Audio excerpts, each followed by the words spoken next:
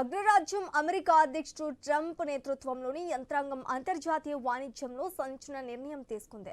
వెట్టి చాకరీ ద్వారా ఉత్పత్తి చేసిన వస్తువుల దిగుమతులను నిరోధించడంలో విఫలమయ్యాయనే నెపంతో భారతదేశంతో పాటు మరో 16 దేశాలపై 10% అదనపు టారిఫ్లు విధిస్తున్నట్లుగా యుఎస్ ట్రేడ్ రిప్రజెంటేటివ్ జెమిసర్ గ్రీర్ అధికారికంగా ప్రకటించారు. 1974 ట్రేడ్ యాక్ట్లోని సెక్షన్ 301 కింద దాదాపు 60 ఆర్థిక వ్యవస్థలపై పన్ను చర్యలు తీసుకున్నట్లుగా యుఎస్టీఆర్ తెలిపింది.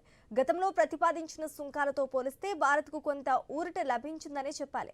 మొదట భారత ఉత్పత్తులపై ఏకంగా 12.5% టారిఫ్ విధించే కేటగిరీలో ఉన్నప్పటికీ దాన్ని ఇప్పుడు 10%కి తగ్గించారు. జూన్ 14న భారత్ తన విదేశీ వాణిజ్య విధానంలో కీలక మార్పులు చేస్తూ వెట్టి చాకరీ ద్వారా తయారయ్యే వస్తువుల దిగుమతులపై నిషేధం విధిస్తూ నిర్ణయం తీసుకుంది.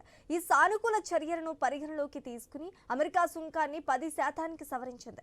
ఈ పన్నుల పరిధిలో భారత్తో పాటు కెనడా, బ్రిటన్, బంగ్లాదేశ్, పాకిస్తాన్ సహా మొత్తం 17 దేశాలు ఉన్నాయి. గతంలో ఆమోదించిన అత్యవసర అధికారాలను ఉపయోగించే ట్రంప్ ప్రభుత్వం విధించిన పరస్పర టారిఫ్లను అమెరికా సుప్రీం కోర్టు చట్ట విరుద్ధమని కొట్టివేసింది.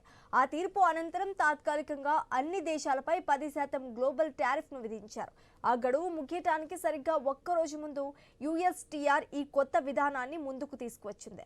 శ్రామికుల సంక్షేమాన్ని కాపాడటానికే మానవ హక్కుల ఉల్లంఘనను అడ్డుకునే దిశగా ఈ నిర్ణయం తీసుకున్నామని అమెరికా వాదిస్తోంది. అమెరికా చేపట్టిన ఈ సుంకాల విధింపుపై భారత తీవ్ర అభ్యంతరం వ్యక్తం చేస్తుంది.